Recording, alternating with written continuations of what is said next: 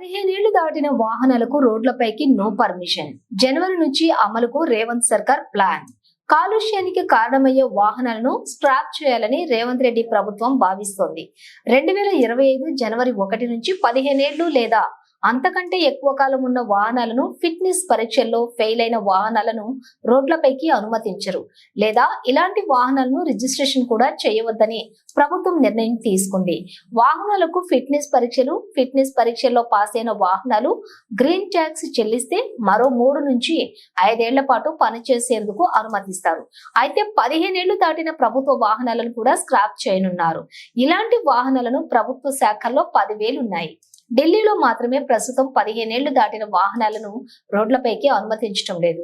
కర్ణాటక, మహారాష్ట్ర, ఉత్తరప్రదేశ్, రాజస్థాన్ సహా ఇతర రాష్ట్రాలు ప్రతిపాదించిన విధానాలను తెలంగాణలో కూడా అమలు చేయాలని ప్రభుత్వం భావిస్తోంది.